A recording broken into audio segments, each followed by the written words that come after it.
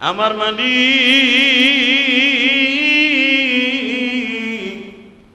ডেকে ডেকে বলে, আজরের বিবি রে উম্মে ইব্রাহিম, আমার খলিল আজকে আসবে, তোর বাসায় যদি জন্ম দেস তোর স্বামী মাইরে ফেলবে, বাসায় জন্ম দেয়া যাবে না। মা কারে কয় রে বন্ধু, মা তার জীবনকে বাজে রাইখা একটা সন্তানকে দুনিয়ায় আনে, ঠিক না বেটি? 10 মাস 10 দিন পেটে বাচ্চা, স্বামীর কাছেও কয় নাই, কারণ ইব্রাহিমের মা জানে যদি আমার এই নিষ্ঠুর স্বামীর আজর জানতে পারে আমার পেটের বাচ্চা নষ্ট করে ফেলবে, অথবা নমরুদের কাছে যে বলবে আমার বাচ্চা যে কোনো ভাবে হোক নষ্ট করে দিবে। মা বলে নাই গো, রাত 4টার সময় ইব্রাহিম নবীর মা উম্মে ইব্রাহিম চলে গেলেন পাহাড়ের গুহায়। যে দেখে এত সুন্দর একটা আরামের গুহা,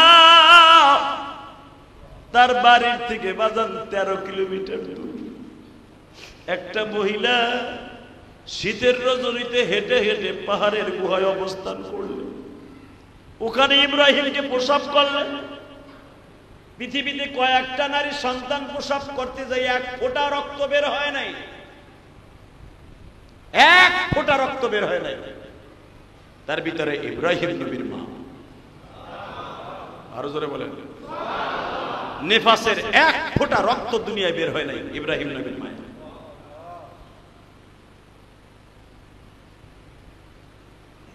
ইব্রাহিম আলাইহিস সালামকে আমার আব্বাজানকে প্রসব করলেন, বাচ্চা কোলে নিয়ে দেখে কিসের পূর্ণিমার চাঁদ, যেই ঘরের মধ্যে যেই গুহার মধ্যে ইব্রাহিমকে জন্ম দিয়েছে পুরো গুহাটা ইব্রাহিমের চেহারায় আলো হয়ে গেছে। আর মাত্র কয়েক মিনিট কথা বলবো, চোখের পানি ছেড়ে দিবেন। আজকে সেই জাতির পিতা ইব্রাহিমের কবরে বোম্বিং করস্টে নিয়ে নেতানিয়াহু, তুই জানোস না গো আমার সেই আব্বাজানকে পৃথিবীর সবচেয়ে বড় ডিক্টেটর স্বৈরাচার জালিমের সামনে আমার আল্লাহ চ্যালেঞ্জের মুখাপেক্ষি হয়েও পৃথিবীতে বাঁচায় রাখতে পারে। তুই নেতানিয়াহু কেন? পৃথিবীর কোন জালিম নাই আমার আব্বার কবরের সাথে বেয়াদবি করতে পারে। কুরবান করে দে। জাতির পিতা ইব্রাহিম জন্মের পরেই মা মাত্র 2-1 ফোঁটা দুধ পান করাইছে, কপালে আর 2 চোখে চুমা দিয়ে বলে, বাবা গো তুই কি পোড়া কপাল নিয়ে আসছিস, তোর মতো পোড়া কপাল এই তুরস্ক, মিশর, আজারবাইজান, ইথিওপিয়ায় জন্ম নেয়নি। বাবা দুনিয়ার নিয়ম হলো তোর মতো বাচ্চা যদি কোনো রাজ পরিবারের জন্ম নিত, তোর চাইতে এত আদর পৃথিবীতে কেউ পাইত না। কিন্তু তোর পোড়া কপাল আমি তোরে রাইখা ফজরের আগেই চলে যেতে হবে। যদি বেলা উঠিয়া যায় আমি ধরা খেয়ে যাব, তোরা মেরে ফেলবি। 10 মাস 10 দিন তোরে পেটে বোঝা বইছি, আমার সামনে তোরে কেউ মেরে ফেলুক আমি মা কোনোদিন সহ্য করতে পারি। থাক বাবা ঘুমার, আমি ঘুমা। আল্লাহর খলিল ইব্রাহিম পাহাড়ের গুহায় ঘুমায় গো বাবা। বাচ্চাদের দুধের তৃষ্ণা লাগলে আপনাদের জানা আছে জোরে জোরে আওয়াজ দেয়। আমার আল্লাহ ওই পাহাড়ের সমস্ত বাঘ ভাল্লুকরে বলে দিলেন, আমার ইব্রাহিম এই গুহার মধ্যে বড় হবে গো, আমার ইব্রাহিমকে তোরা পাহারা দিবি। সূরা আরাফের মধ্যে আসছে, ডাইরেক্ট কোরআন শরীফের আয়াত। ইব্রাহিম আলাইহিস সালামের মা মাঝে মাঝে আসতেন, এসে দেখতেন ইব্রাহিম এই আঙ্গুলটা গালের মধ্যে দিছে, ইব্রাহিমের গালের থেকে মধুর ঘেরান আসে। ইব্রাহিমের এই আঙ্গুলটা গালের মধ্যে দিছে, দুধের ঘেরান আসে। কে করে দিয়েছে? জোরে বলেন, কে দিয়েছে? এক আঙ্গুল থেকে মধু বের হয়, আর এক আঙ্গুল থেকে দুধ পানি দুটাই বের হয়। আমার আব্বা, আপনার আব্বা ইব্রাহিম মার স্তনে শুধু একদিন দুধ পান করছে। কেউ বলেন 7 থেকে 8 দিন দুধ পান করছে। 7 বছর পর্যন্ত পাহাড়ের গুহায়, সূরা আরাফের মধ্যে আসছে, 7 বছর বয়সে যে দেখে ইব্রাহিমের মা, ইব্রাহিম গুহায় নাই। বাবা কই গেছিলা? মা গেছিলাম চন্দ্রের দিকে তাকাইয়া তারে আল্লাহ বলছিলাম, সূর্যের দিকে তাকাই আল্লাহ বলছিলাম, পাহাড়ের দিকে তাকাই আল্লাহ বলছিলাম। দেখলাম সব কিছু মা ধ্বংস হয়ে যাবে। কুল্লু মান আলাইহা ফান ওয়া ইয়াবকা ওয়াজহু রাব্বিকা যুল জালালি ওয়াল ইকরাম। মা, আমি আজ থেকে সিদ্ধান্ত নিয়েছি কি, ইন্নী ওয়াজ্জাহতু ওয়াজহিয়া লিল্লাযী ফাতারাস সামাওয়াতি ওয়াল আরদা হানিফা ওয়া মা আনা মিনাল মুশরিকিন। এটা ইব্রাহিম আলাইহিস সালামের দোয়া। এটা আপনারা বানাইছেন যায় নামাজের দোয়া। মিয়া মা, তোমার জিজ্ঞেস করি আল্লাহকে, কয় আমার জিজ্ঞাসা তোমার আল্লাহকে। হ্যাঁ মা, তোমার আল্লাহকে। কয় তোর বাপ আজব। নজরুল্লাহ জোরে কয়। মা, আমার আব্বার আজ আল্লাহকে। কয় নমরুদ। মা, নমরুদের আল্লাহকে। এইবার মা মুখ চাইপে ধরছে, তুই এই কথা বুঝতে বাবা, এই কথা বুঝতে। হ্যাঁ আবার আল্লাহকে সে নিজেই খোদা। ইব্রাহিম আলাইহিস সালাম বলেন, মা লিআলিহাতানা, দুনিয়ার কোন মানুষ আল্লাহ হতে পারে না, আল্লাহকে।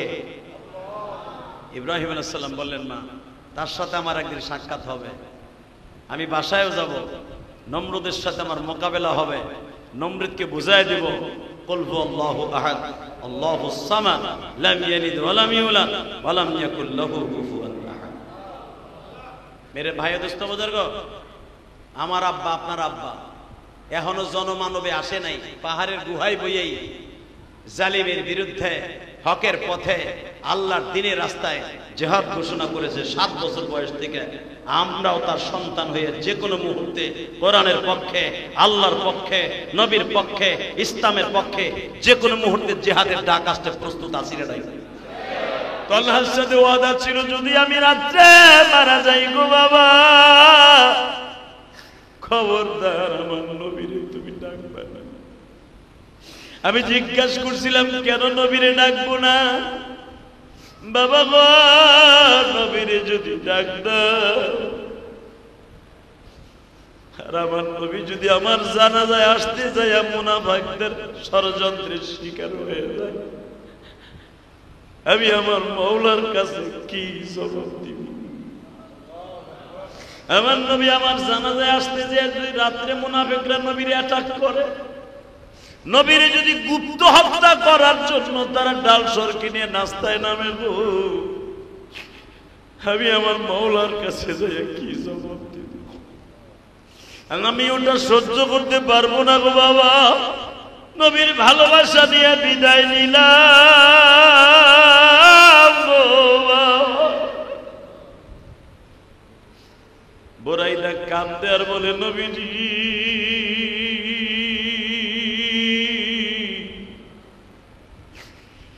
আজকে 12 দিন হয়ে গেল আমি আব্বা ডাক শুনি না।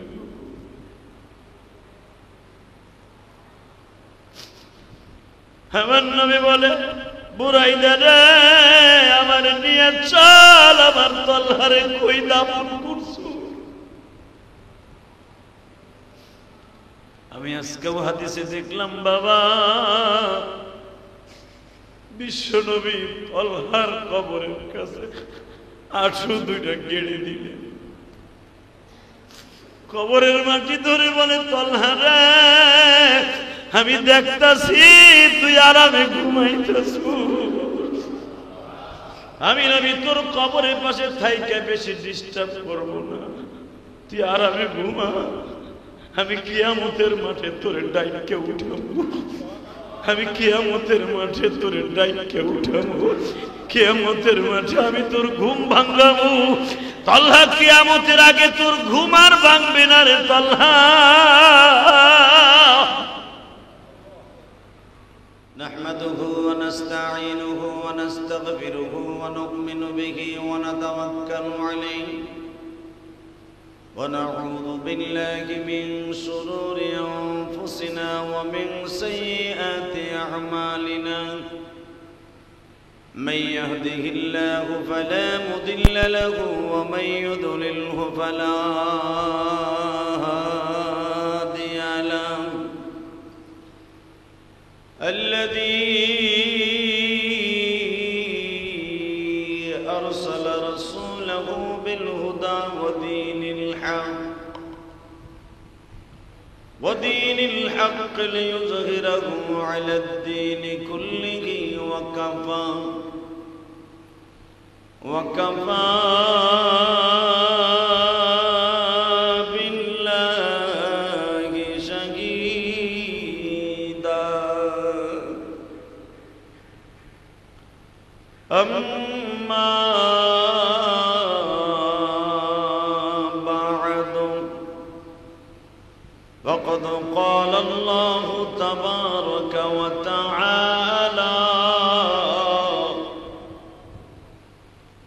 فأعوذ بالله من الشيطان الرجيم بسم الله الرحمن الرحيم الله فاتبعوني يحببكم الله ويغفر لكم ذنوبكم والله غفور رحيم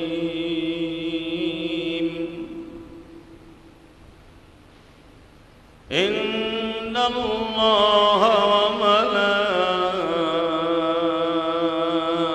وملائكته يصلون على النبي يا أيها الذين آمنوا صلوا عليه وسلموا تسليما لا إله إلا الله لا إله إلا الله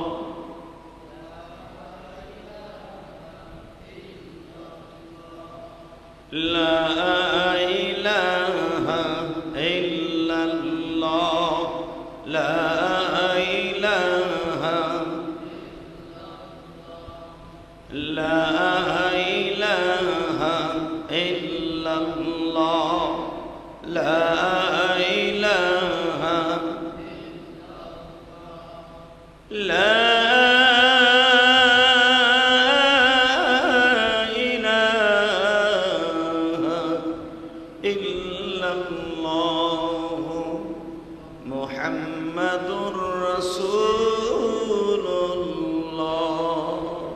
sallallahu alayhi wa sallam. Allah Allah Allah Allah Allah Allah Allah Allah Allah Allah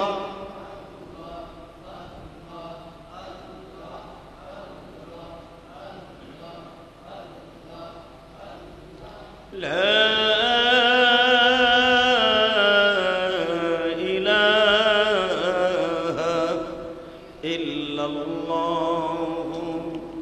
محمد رسول الله সমস্ত প্রশংসার মালিককে।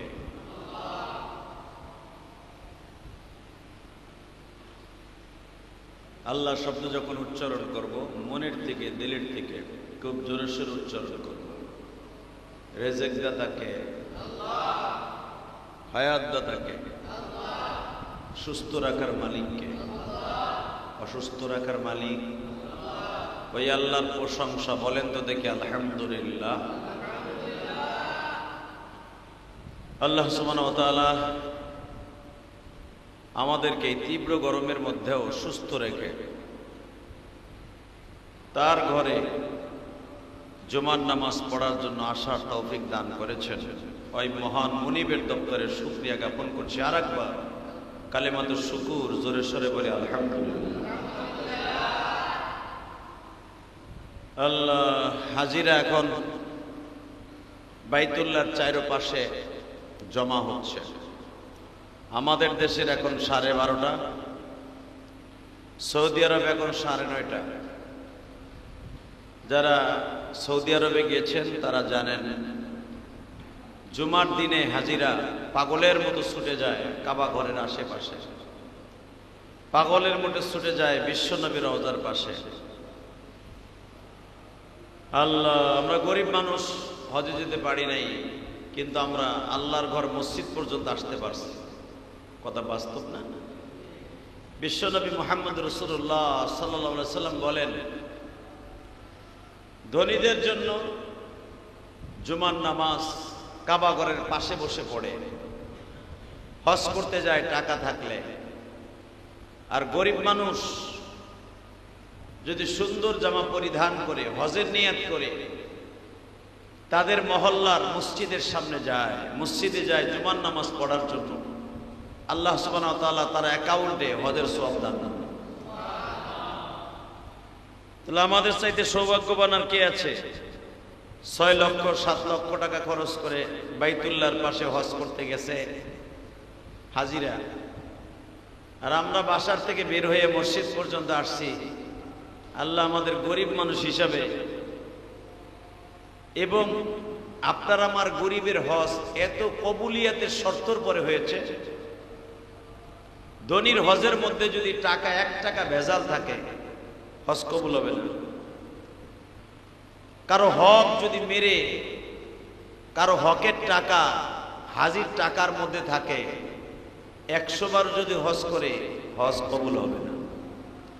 হালাকি গরিব মানুষ হজের নিয়ত করে যদি বাসার থেকে বের হয়ে জুমার নামাজ পড়তে যায়, তার হজ ডাইরেক্ট কবুল হবে।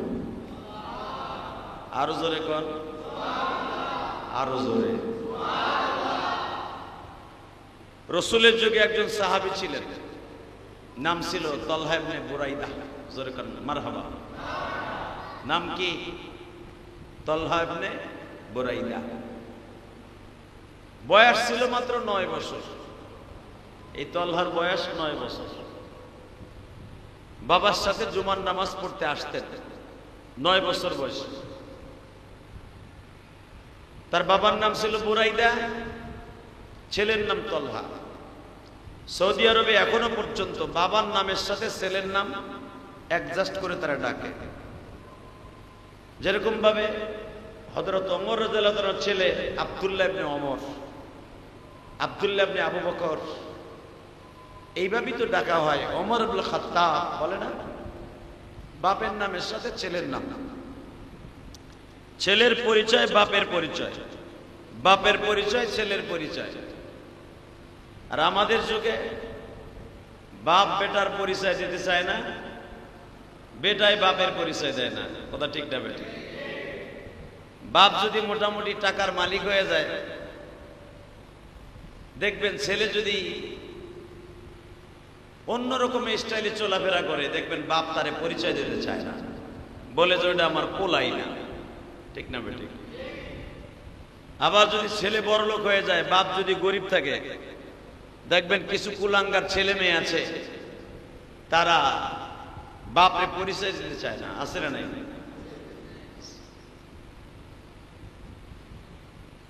আর ওই জামানায় বাপকে প্রাধান্য দিতেন ছেলের দ্বারা। তো বিশ্বনবীর দপ্তরে তলহা ইবনে বুরাইদা 9 বছরের ছেলে প্রতি জুমা এবং 5 ওয়াক্ত নামাজ প্রায় 4 কিলোমিটার হেঁটে এরপরে আসতেন। সুবহানাল্লাহ, জোরে কইলেন না? আমাকে ঘরের সাথে ঘর, তাই ছেলের সাথে নিয়ে আসতে সাহস পাই না, ডাকিও না, ঠিক না বেটা? 4 কিলোমিটার রাস্তা 9 বছরের বাচ্চাটাকে ডেকে নিয়ে আসতেন বাবা বুরাইদা। একদিন বুরাইদা ডেকে ডেকে বলে, তলহার বাবা, ইয়া রাসূলুল্লাহ, আমার কিছু আমল শিখিয়ে দেন। আমি অনেক দূরে থাকি, আমি প্রতি ওয়াক্তে আসতে সময় লেগে যায়। পরবিন সাহাবীরা আপনার সামনে বসে, আমি গরিব মানুষ পিছনে বহি, আমার কিছু টাটকা আমল শিখিয়ে দেন যেগুলো বাড়িতে বইয়া যেন আমি করতে পারি। আমার বিশ্বনবী বললেন, বুরাইদা, এইভাবে এইভাবে ভেবে আমলগুলো করবা। নবী 4-5টা আমল শিখিয়ে দিলেন। বুরাইদার ছেলে, 9 বছরের ছেলে তলহা বলতেছে, আব্বা, তুমি তো নবীর কাছ থেকে আমল শিখে রওনা দিলা, আমার একটু সুযোগ দাও, আমি নবীর কাছ থেকে কিছু আমল শিখে আসি।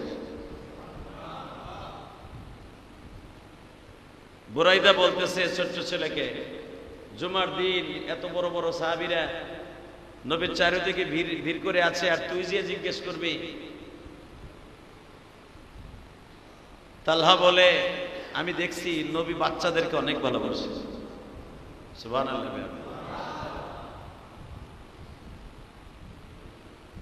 বুরাইদা বলতেছে, যাই দেখ নবী তোরে পাত্তা দেয় কিনা।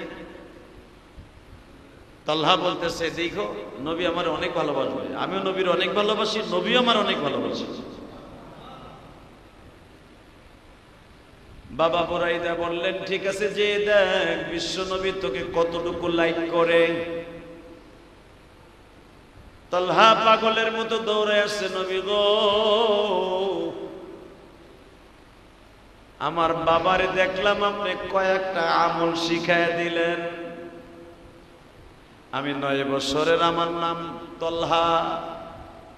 নবী বলে, আমি তোমার নামটা জানি, বলো তোমার কি দরকার। নবী আমার বাবারে কয়েকটা আমল শিখায় দিলেন। আমি ছোট্ট মানুষ, আমার কি পছন্দ হয় না, আমি ছোট্ট বিদায় ভাইবেন না আমি আমল করতে পারবো না, আমারও কিছু আমল শিখায় দেন। বিশ্বনবী বললেন, তোমার আমল শিখাই দেব, তুমি কি আমার কথা রাখতে পারবা? ছোট্ট মানুষ। আল্লাহ বললেন, নবীজি আপনি একবার পরীক্ষা করে দেখেন আপনার কথাটা আমি কত মান্য করি। সুবহানাল্লাহ। আপনি আমল তো পরের ব্যাপার, আপনি আমার একটা পরীক্ষা করে দেখেন, আমি 9 বছরের তলহা হতে পারি, আপনার কথার আমি কত প্রাধান্য দেই, আমি আপনার কথাকে কত দামি মনে করি। বিশ্বনবী বললেন, তাহলে কি একটা পরীক্ষা করব? করো। এই যে তরবারিটা নাও, নিলাম, তোমার বাবার মাথাটা কাইটে লয়ে আসো। সুবহানাল্লাহ বললেন। এটা যদি আমার পোলারে বলতো, আমার পোলায় বলতো, আগে আপনারটা কাইটে দেখি কাটে কিনা, ধার আছে কিনা তরবারিতে, কথা ঠিক না বেঠিক? যে আপনি কিসের নবী, আমার বাপের মাথা কাটতে কোন? আপনি কিসের হুজুর, আপনি বাপরে মারতে কোন? তালহা বললেন, দেন তরবারি। তরবারি নিয়ে এমন জোরে দৌড় মেরেছে বাবার মাথা কাটার জন্য। বাবার কাছাকাছি যাইবার পরে বিশ্ব নবী ডাক দিয়েছে, তলহা রে, আমি নবী কাটতে বলেছিলাম, আমি নবী আবার তোমার রিটার্ন আসতে বলছি। রিটার্ন তলহা আবার তরবারি নিয়ে পাগলের মতো দৌড়ে আসছে বিশ্ব নবীর সামনে। বিশ্ব নবী জিজ্ঞাসা করে, তলহা, আমি নবী এই জন্য দুনিয়া আসি নাই, হারানো সন্তানরে বাবার কোলে ফিরাই দিতে আসছি, বাবার কোল থেকে সন্তানরে ছিনাই নিতে আসি।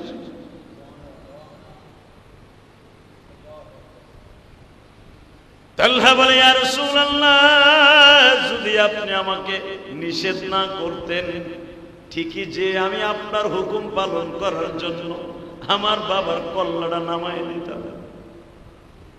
নবী আমার জিজ্ঞেস করলেন তুমি তো এতিম হয়ে যাইতা।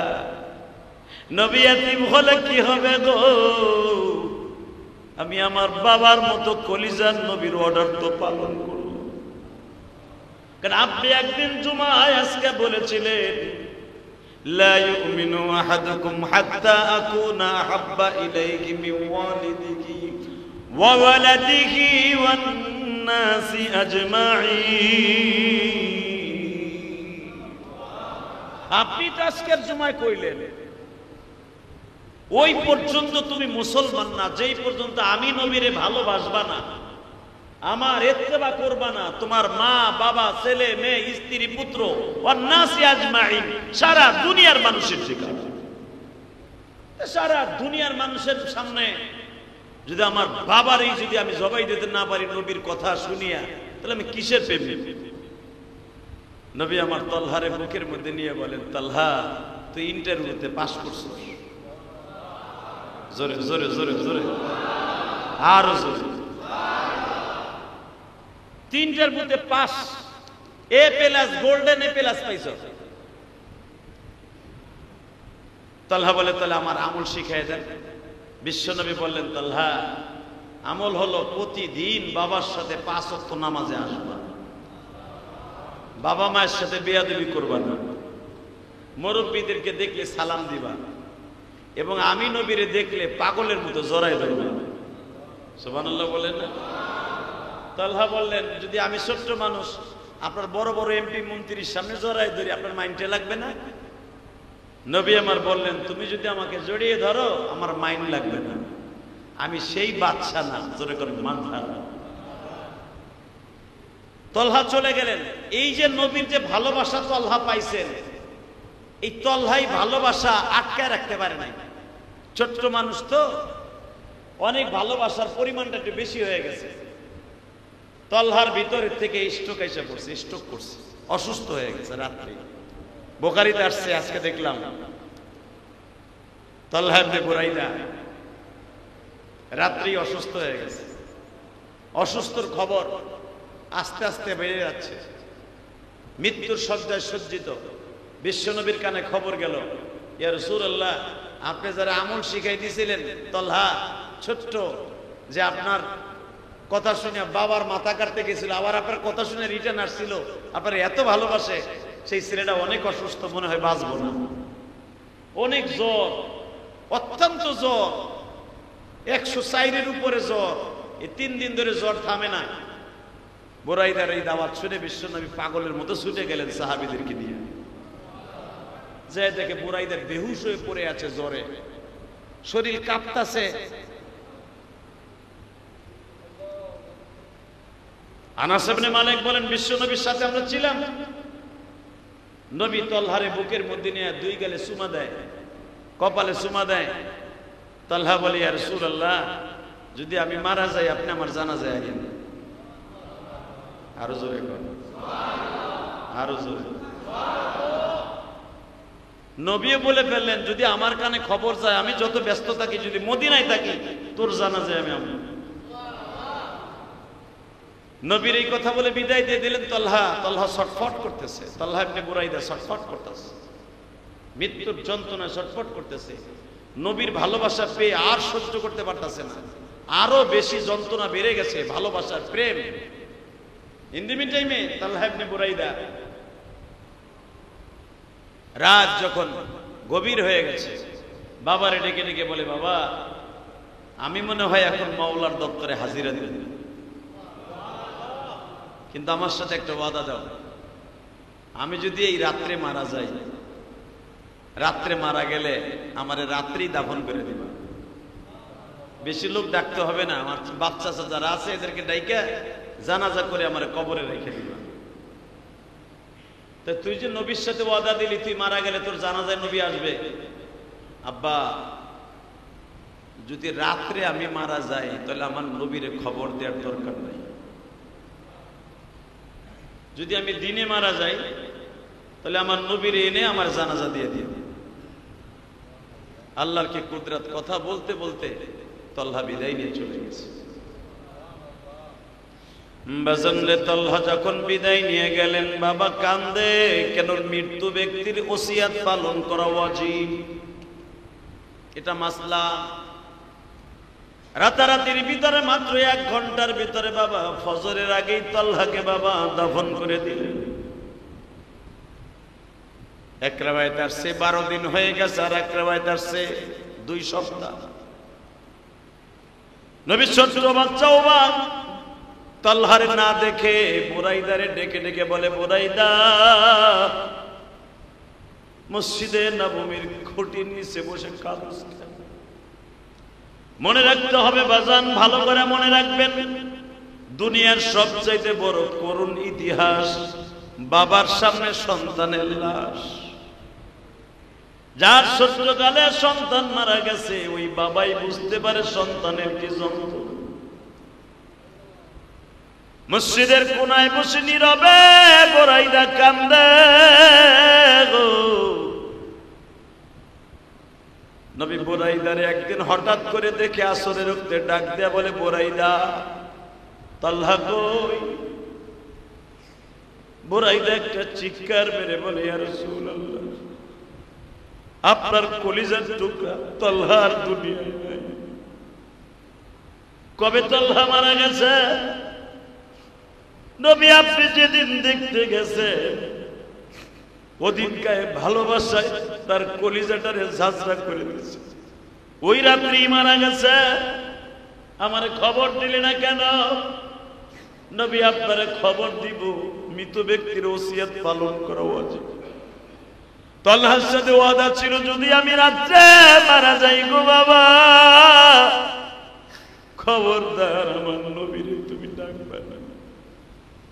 আমি জিজ্ঞাসা করছিলাম, কেন নবীরে ডাকবো না? বাবা গো, নবীরে যদি ডাক দাও,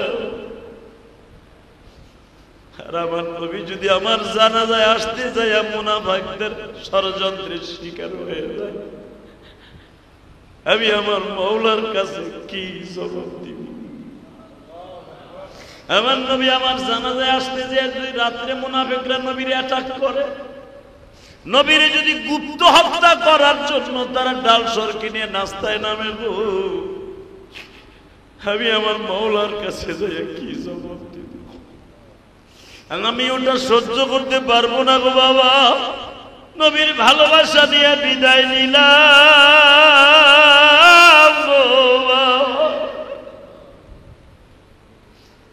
বুরাইদা কান্দে আর বলে, নবীজি,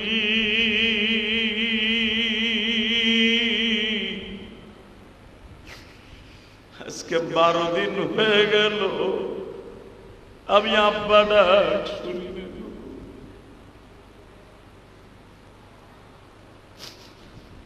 আমার নবী বলে, বুরাইদা রে, আমার নিয়ে চল, আমার তালহারে কই দাফন করছো? আমি আজকেও হাদিসে দেখলাম বাবা,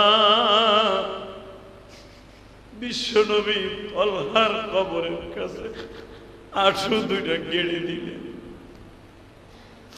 কবরের মাটি ধরে বলে, তালহা রে, আমি দেখতাছি তুই আরামে ঘুমাইতেছ, আমি নবী তোর কবরের পাশে থাইকে বেশি ডিস্টার্ব করব না, তুই আরামে ঘুমা। আমি কিয়ামতের মাঠে তোরে ডাইকে উঠাবো, আমি কিয়ামতের মাঠে তোরে ডাইকে উঠাবো, কিয়ামতের মাঠে আমি তোর ঘুম ভাঙাবো। তালহা, কিয়ামতের আগে তোর ঘুম আর ভাঙবে না রে তালহা। কথা ঠিক না বেঠিক? কোরবানির সামনে শুরু করা যাক। আমার আব্বাজানের স্টাইল কারে বলে?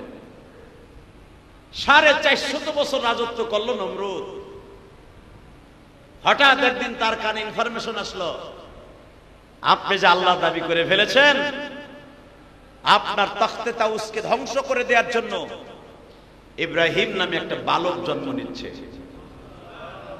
হ্যাঁ, সুবহানাল্লাহ বাইতে যে কই, হ্যাঁ জোরে কর, আরো জোরে। প্রত্যেকটা কথার আওয়াজ দিবেন, মনে হবে সত্যিকার আপনি ইব্রাহিম নবীর সন্তান। আর আব্বার কথা শুনে যদি পোলারা জোরে আওয়াজ না দেয়, মনে করবে এটা একটা পোলা, ওরা কুটটা পোলা। ওটা বদমাইশ পোলা। হ্যাঁ, আওয়াজ আসলো ইব্রাহিম নামে, মিল্লাতা আবিকুম ইব্রাহিম হুয়া সাম্মাকুমুল মুসলিমিন, সারা দুনিয়ার ভিতরে বিস্ফোরণ ঘটাই দেবে, আসতেছে একটা বোমা। নমরুদকে এই বোমা আবার 450 বছর আমি রাজত্ব করতেছি, আনা রব্বুকুমুল আলা, আমি সবচেয়ে বড় খোদা, এর ভিতরে আবার একটা বোমা আসবে, এটার নাম কি? কয় মিল্লাতা আবিকুম ইব্রাহিম হুয়া সাম্মাকুমুল মুসলিমিন মিন ক্বাবলু ওয়া ফি হাযা লিয়াকুনা আর-রাসূল। সে আসবে সারা দুনিয়ার মুসলমানের জাতির পিতা হইয়া, সে আসবে রাসূল হইয়া, সে আসবে আল্লাহর বন্ধু হইয়া, তার নাম থাকবে খলিলুল্লাহ। নমরুদ কয়ে এর আসতে দেয়া যাবে না। কেমনে?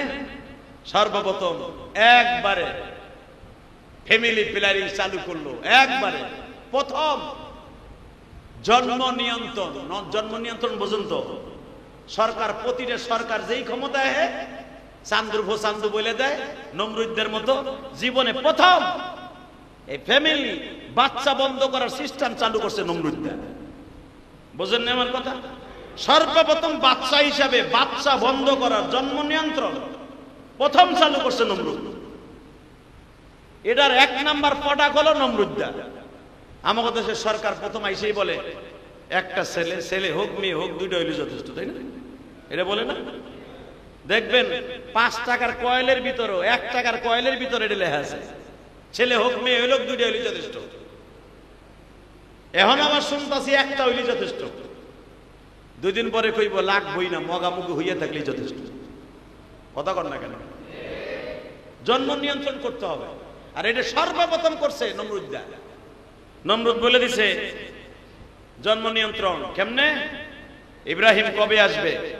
1 বছরের ভিতরে আসবে। 1 বছর পর্যন্ত কোন পুরুষ তার বউর কাছে যাইতে পারবে না, টোটাল বন্ধ। জন্ম নিয়ন্ত্রণ করো। প্রত্যেকটা মোড়ে মোড়ে, মহল্লায় মহল্লায়, রাস্তায় রাস্তায় পুলিশ ছিল ধরেন 5 লাখ, পুলিশ করলো সেখানে 1 কোটি। প্রত্যেক বাড়ি বাড়ির জন্য পুলিশ নিযুক্ত করা হলো। নমরুদের প্রশাসনিক সমস্ত দপ্তরগুলা সব খালি করে ফেললো বাড়ি বাড়ি পাহারা দেওয়ার জন্য। আল্লাহ যদি কাউরে আনে, পৃথিবীর কোন জন্ম নিয়ন্ত্রণ পারবে না। ঠিক না? ঠিক। আরো জোরে, আরো জোরে। যেই ডিমে,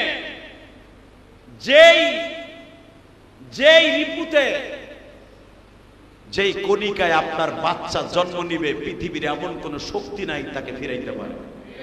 সে যেভাবেই হোক মায়ের রেহেমে চলেই যাবে, সেটা বৈধ হোক আর অবৈধ হোক। কথা বলেন না কেন? আজকে বেশ্যা নামে কিছু পতিতারা ইনুসরে, সরকার ইনুসরে চ্যালেঞ্জ করে, নারী সংস্কার নামে রাস্তায় নামছে পতিতাগুলা। জানি না এগো জন্ম কোথায়। কথা ঠিক না? ঠিক। এরে মা বাবা জন্ম কিভাবে দিচ্ছে তাও জানি না। পুলিশকে ধরে ধাক্কা মারে, পুলিশকে ধরে আর্মির ধরে বকা দেয়। যারা প্রশাসনিককে না মেনে পুলিশকে ধাক্কা দেয়, বকা দেয়, মা তুইলা, যে একটা প্রশাসনিক পুলিশকে কুকুরের বাচ্চা বলে গালি দিতে পারে শাহবাগে বসে, তাহলে বোঝা গেল ওর জন্ম কুত্তাই দিছে। এই বেশ্যাগুলাকে এখনো পর্যন্ত ডাক্তার ইউনুসকে বলবে এখনো নিয়ন্ত্রণ করেন। শুনছেন কি কয়? রাস্তায় নামে কি কয় শুনছেন? পতিতাগুলা বেশ্যা ভিত্তিক যেই ব্যবসা আছে, এটাকে তাদের বলে মজুরি হিসেবে আক্কা দিতে হবে।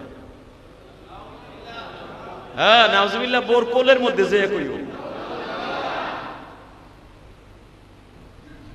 এই কথার দ্বারা আমার মাদের ইজ্জতকে তারা উঠায় নাই, আমার মাদের ইজ্জতকে রাস্তায় নামায় দিয়েছে।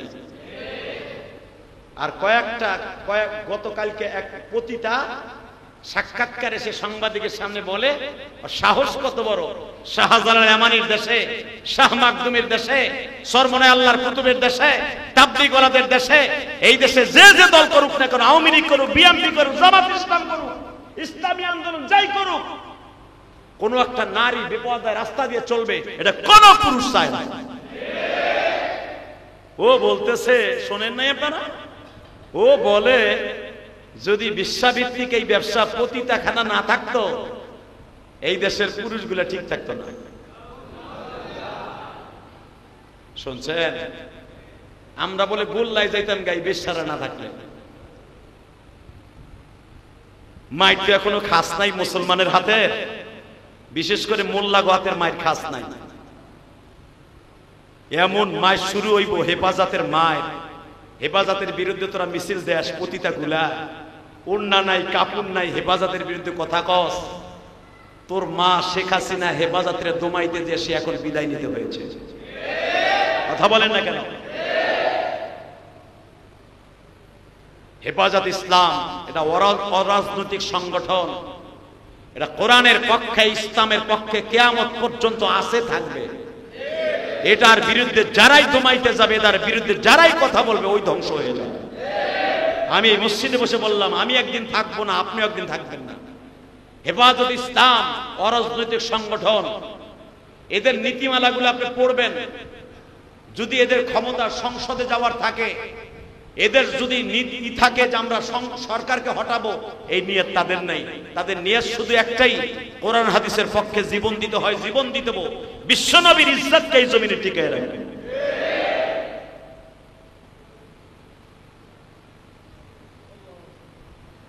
তাহলে আপনারা চান না যেই নারীগুলা নারী সংস্কারের নামে বেহায়াপনা ছড়াইতে চাচ্ছে, এটা ইউনূস সরকার যদি বাস্তবে আনে, ইউনূস সরকারের পতন অতি তাড়াতাড়ি হয়ে যাবে। আর এটাকে প্রমোট করতেছে বাহিরের থেকে, বাহিরের এই আকাড়া মুদি। কারণ ওর দেশে তো প্রত্যেক মোড়ে মোড়ে আমি দেখেছি, দিল্লি, ওল্ড দিল্লি, নিউ দিল্লি, আসামে, বিশেষ করে পশ্চিমবঙ্গে কলকাতায় মোড়ে মোড়ে ওদের পতিতাখানা। ওই আকাড়া চাইতেছে আমার বাংলাদেশে ওই এরকম করতে, এই জন্যই তো এদেরকে নামাই দিচ্ছে। কথা ঠিক না বেটা? আল্লাহ আমার দেশকে আপনি হেফাজত করেন, এই গজব থেকে হেফাজত করেন, এই গজব থেকে হেফাজত করেন। আমার আব্বাজান বন্ধ হয়ে গেল, কোন পুরুষ যেতে পারবে না বিবির কাছে। আল্লাহর কি কুদরত! আপনার আমার দাদি অর্থাৎ আজরের বিবি, মারহাবা। হে, আমার আব্বা যদি ইব্রাহিম হয়, আপনার আব্বা ইব্রাহিম হয়, তার মা আপনার কি লাগে না? হেরো মা কইবেন। আপনার আমার দাদি আজরের স্ত্রী, ওয়াইদ ক্বালা ইব্রাহিমু লিআবিহি আযর।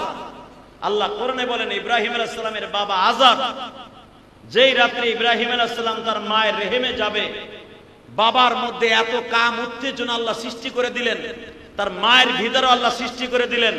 কারণ আজকে আমার আব্বাজান মায়ের রেহেমে যাবে। নমরুদের সবচেয়ে বড় দেহরক্ষী, বডিগার্ড, খোদার বডিগার্ড, সে হলো ইব্রাহিমের বাবা। সুবহানাল্লাহ বলেন না? ইব্রাহিমের আব্বা নমরুদের বডিগার্ড, হাত পাও চাইপা দেয়, চুল টাইনা দেয়, দাড়ি চুলকায় দেয়, হাত পান লক কাইটা দেয়। আজর একবারে কাছের বডিগার্ড। বডিগার্ড মানে কি? সবসময় বডির কাছেই থাকে। আর সকালবেলা ঘুমের থেকে উঠলে একটা স্বর্ণের মূর্তি তার চোখের সামনে ধরতো, সেইভাবে ধরে বলতো, নামায়ন গগায়ন ঈশ্বর হরিপদ মহামানায় পাদং পাদং ফং ফং ফং। এটা নমরুদে কইতো যে খোদারে হাতে কইরা যে পাদং পাদং পং পং পং। সকালবেলা উঠলেই তো স্বর্ণের মূর্তিটা ধরতে হইব নমরুদের সামনে। আল্লাহ রাব্বুল আলামিন ইব্রাহিম আলাইহিস সালামের বাবা আজরের মধ্যে এমন কাম উত্তেজনা আল্লাহ সৃষ্টি করে দিলেন, খোদারে থুইয়া দুইজন ডাবল খোদারে থুইছে। এক খোদা তো আর এক খোদারে সেজদা দেয়, বুঝেন নাই? নমরুদা যারে সেজদা দেয় ওইটা এক খোদা না, ওইটা হলো নমরুদের খোদা, ওইটা হলো ডাবল খোদা। ওই ডাবল খোদা রিডাবল খোদারে থুইয়া নমরুদের পাশে ঘুম পড়াই থুইয়া, দোনো খোদারে ঘুম পড়াই থুইয়া সে গেছে আমার আব্বাজানকে দুনিয়া আনার জন্য মায়ের কাছে। আরো জোরে কোন? আপনার আমার দাদির কাছে গেছে। মাত্র 8 থেকে 10 মিনিটের ভিতরে আমার আল্লাহ আমার আব্বাকে মায়ের রেহেমে ঢুকাই দিলেন। আজর আয়া পড়ছে, আই আবার খোদা হাতে করে খাড়াই দিয়েছে। সকালে উঠলে বলে, আজকে এত ঘুমের রিল্যাক্সে ঘুম হলো কেন? এতদিন তো ঘুম হয় না। ইব্রাহিম আলাইহিস সালামের আব্বা আজর বলে, আমি তো ঘুমাইতে পারিনি সারা রাত, আপনি তো ঘুমাইতেছেন, আপনার খেদমত করছি তো আপনি ঘুমাই গেছেন।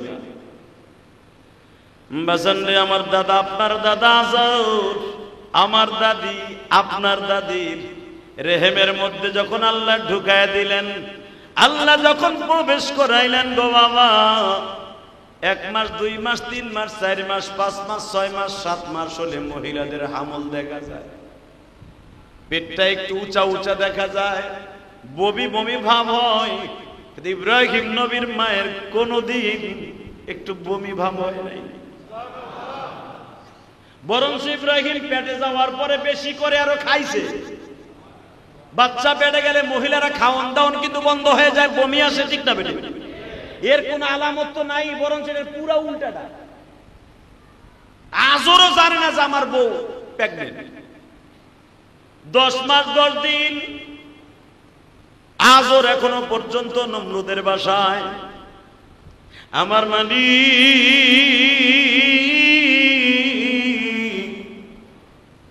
ডেকে ডেকে বলে, আজরের বিবি রে, উম্মে ইব্রাহিম, আমার খলিল আজকে আসবে, তোর বাসায় যদি জন্ম দেস তোর স্বামী মাইরে ফেলবে, বাসায় জন্ম দেয়া যাবে না। মা কারে কয় রে বন্ধু, মা তার জীবনকে বাজে রাইখা একটা সন্তানকে দুনিয়ায় আনে, ঠিক না বেটি? 10 মাস 10 দিন পেটে বাচ্চা, স্বামীর কাছেও কয় নাই, কারণ ইব্রাহিমের মা জানে যদি আমার এই নিষ্ঠুর স্বামীর আজর জানতে পারে আমার পেটের বাচ্চা নষ্ট করে ফেলবে, অথবা নমরুদের কাছে যে বলবে আমার বাচ্চা যে কোনো ভাবে হোক নষ্ট করে দিবি। মা বলে নাই গো, রাত 4টার সময় ইব্রাহিম নবীর মা উম্মে ইব্রাহিম চলে গেলেন পাহাড়ের গুহায়। যে দেখে এত সুন্দর একটা আরামের গুহা, তার বাড়ির থেকে বাজান 13 কিলোমিটার দূর। একটা মহিলা শীতের রজনীতে হেঁটে হেঁটে পাহাড়ের গুহায় অবস্থান করলেন, ওখানে ইব্রাহিমকে প্রসব করলেন। পৃথিবীতে কয়েকটা নারী সন্তান প্রসব করতে যাই 1 ফোঁটা রক্ত বের হয় নাই, 1 ফোঁটা রক্ত বের হয় নাই, তার ভিতরে ইব্রাহিম নবীর মা। আরো জোরে বলেন, নেফাসের 1 ফোঁটা রক্ত দুনিয়ায় বের হয় নাই ইব্রাহিম নবীর মায়ের।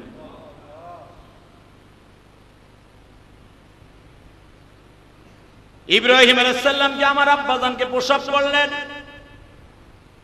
বাচ্চা কোলে নিয়ে দেখে কিসের পূর্ণিমার চাঁদ, যে ঘরের মধ্যে, যেই গুহার মধ্যে ইব্রাহিমকে জন্ম দিয়েছে, পুরো গুহাটা ইব্রাহিমের চেহারায় আলো হয়ে গেছে। আর মাত্র কয়েক মিনিট কথা বলবো, চোখের পানি ছেড়ে দিবেন। আজকে সেই জাতির পিতা ইব্রাহিমের কবরে বোম্বিং করছে নেতানিয়াহু। তুই জানোস না গো, আমার যে আব্বাজানকে পৃথিবীর সবচেয়ে বড় ডিক্টেটর স্বৈরাচার জালিমের সামনে আমার আল্লাহ চ্যালেঞ্জের মুখাপেক্ষি হয়েও পৃথিবীতে বাঁচায় রাখতে পারে, তুই নেতানিয়াহু কেন? পৃথিবীর কোন জালিম নাই আমার আব্বার কবরের সাথে বেয়াদবি করতে পারে। প্রমাণ করে দে। জাতির পিতা ইব্রাহিম জন্মের পরেই মা মাত্র 2-1 ফোঁটা দুধ পান করাইছে। কপালে আর 2 চোখে চুমা দিয়ে বলে, বাবা গো, তুই কি পোড়া কপাল নিয়ে আসছিস? তোর মতো পোড়া কপাল এই তুরস্ক, মিশর, আজারবাইজান, ইথিওপিয়ায় জন্ম নেয়নি। বাবা, দুনিয়ার নিয়ম হলো তোর মতো বাচ্চা যদি কোনো রাজ পরিবারের জন্ম নিত, তোর চাইতে এত আদর পৃথিবীতে কেউ পাইত না। কিন্তু তোর পোড়া কপাল আমি তোরে রাইখা ফজরের আগেই চলে যেতে হবে। যদি বেলা উঠিয়া যায় আমি ধরা খেয়ে যাব, তোরা মেরে ফেলবি। 10 মাস 10 দিন ধরে পেটে বোঝা হয়েছে, আমার সামনে তোরে কেউ মেরে ফেলুক, আমি মা কোনোদিন সহ্য করতে পারবো না। থাক বাবা ঘুমার, আমি ঘুমা। আল্লাহর খলিল ইব্রাহিম পাহাড়ের গুহায় ঘুমায় গো বাবা। বাচ্চাদের দুধের তৃষ্ণা লাগলে আপনাদের জানা আছে, জোরে জোরে আওয়াজ দেয়। আমার আল্লাহ ওই পাহাড়ের সমস্ত বাঘ ভাল্লুককে বলে দিলেন, আমার ইব্রাহিম এই গুহার মধ্যে বড় হবে গো, আমার ইব্রাহিমকে তোরা পাহারা দিবি। সূরা আরাফের মধ্যে আসছে, ডাইরেক্ট কোরআন শরীফের আয়াত। ইব্রাহিম আলাইহিস সালামের মা মাঝে মাঝে আসতেন, এসে দেখতেন ইব্রাহিম এই আঙ্গুলটা গালের মধ্যে দিছে, ইব্রাহিমের গালের থেকে মধুর ঘেরান আসে। ইব্রাহিমের এই আঙ্গুলটা গালের মধ্যে দিছে, দুধের ঘেরান আসে। কে করে দিয়েছে? জোরে বলেন, কে দিয়েছে? এক আঙ্গুল থেকে মধু বের হয়, আর এক আঙ্গুল থেকে দুধ পানি দুটাই বের হয়। আমার আব্বা, আপনার আব্বা ইব্রাহিম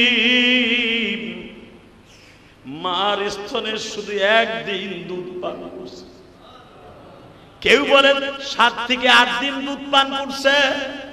7 বছর পর্যন্ত পাহাড়ের গুহায়, সূরা আরাফের মধ্যে আসছে।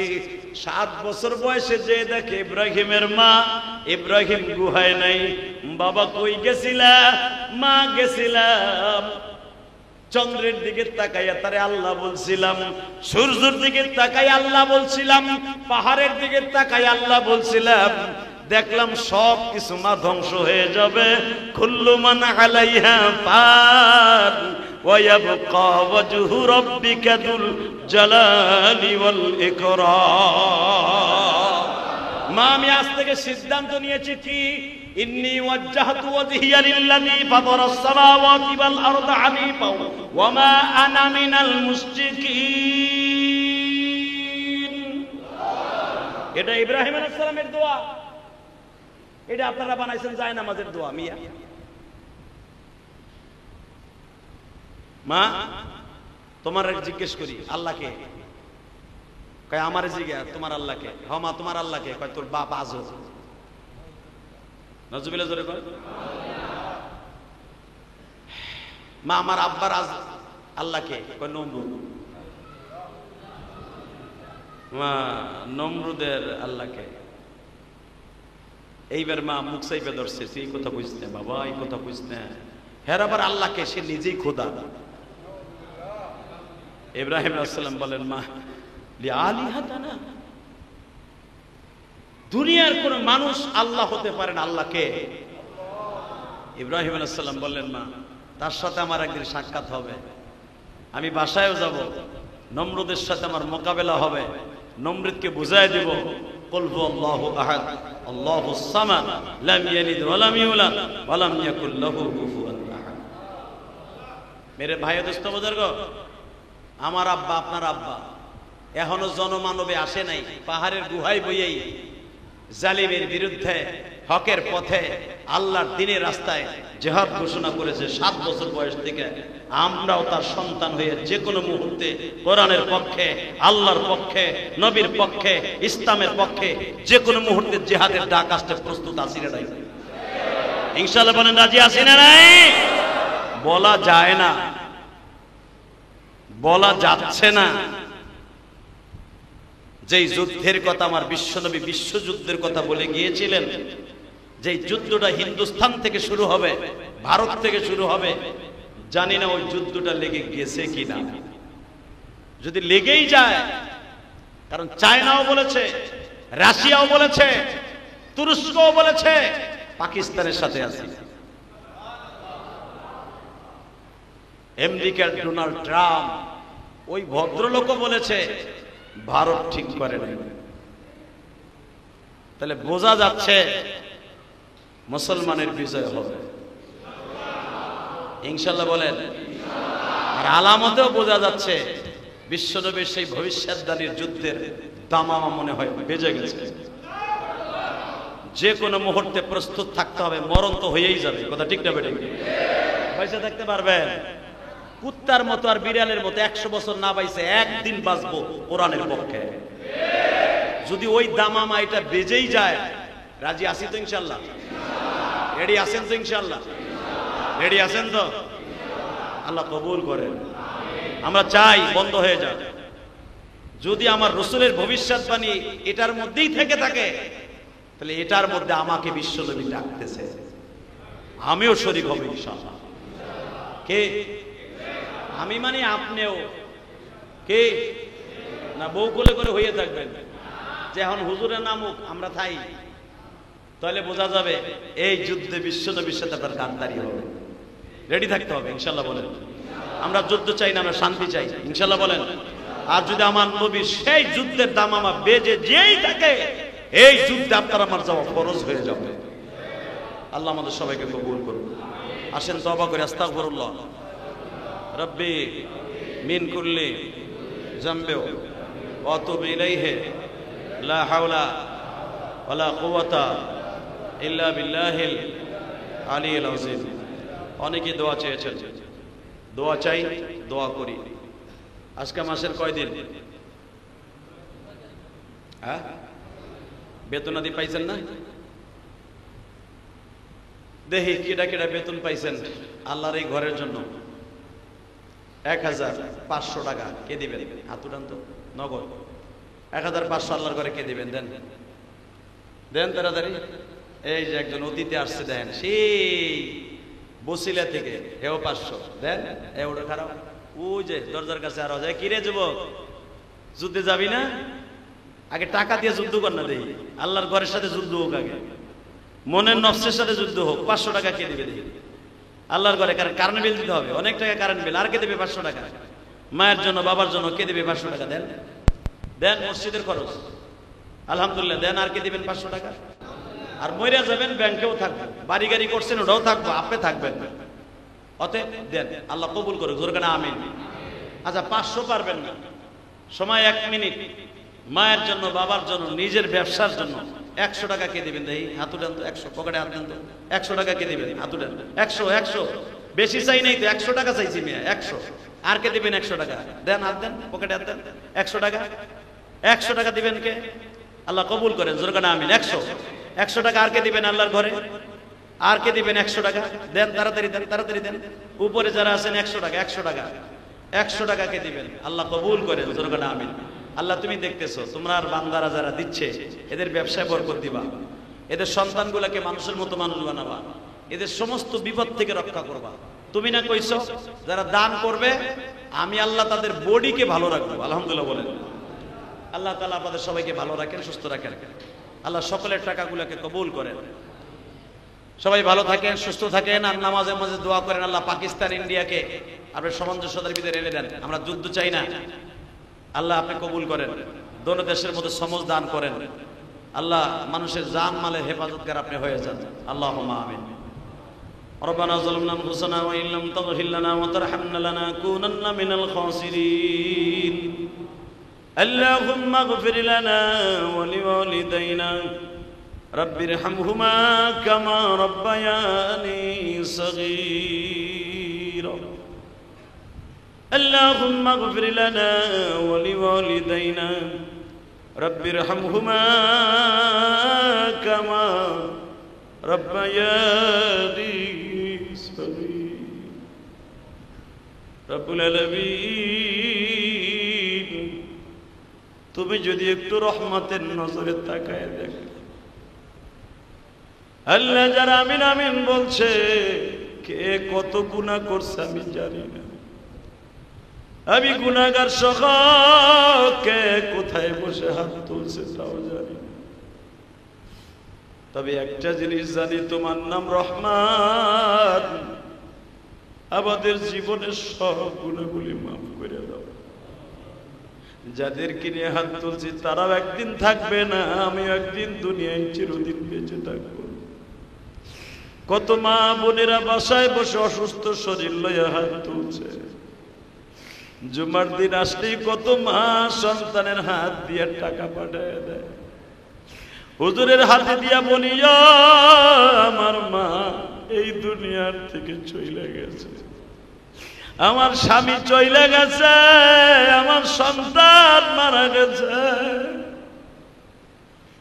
কত মা বাসার থেকে স্বামীর হাত দিয়ে টাকা পাঠায়।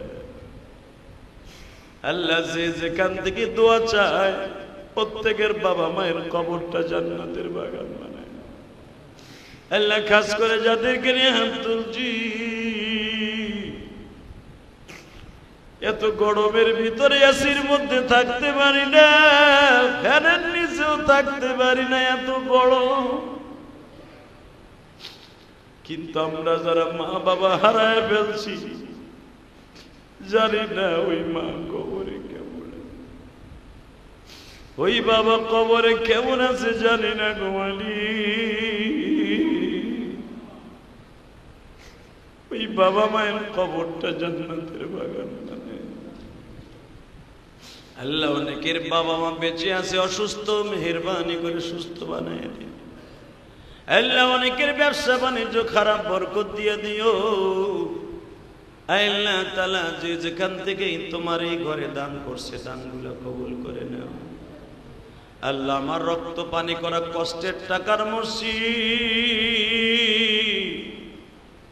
মেহেরবানি করে যারাই দান করে তাদের দানগুলো কবুল করো।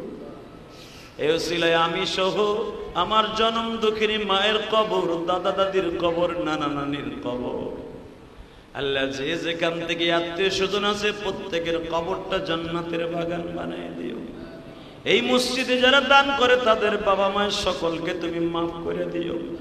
আল্লাহ আমাদের দোয়া কবুল ও মঞ্জুর করে নাও। আল্লাহ আমাদের সবাইকে তুমি মাফ করে দাও। সাল্লাল্লাহু তাআলা। আল্লাহ বিশেষ করে পাকিস্তান ভারতের যুদ্ধকে তুমি বন্ধ করে দাও। আল্লাহ পাকিস্তান ভারতের যুদ্ধকে বন্ধ করে দাও। ফিলিস্তিনের মুসলমানকে হেফাজত করো। ফিলিস্তিনের মুসলমানের পূর্ণ আবাসন আবার তুমি করে দাও। আল্লাহ গাজার মুসলমানের, লাফার মুসলমানের আবাসন আবার তুমি তৈরি করে দাও। আল্লাহ তুমি আমাদের দোয়া কবুল ও মঞ্জুর করো। সাল্লাল্লাহু তাআলা আলা খায়রি খালকিহি মুহাম্মদ ওয়া নূরি আরশি সাইয়্যিদিনা মাহবুব বিরহমাতিকা ইয়া আরহাম।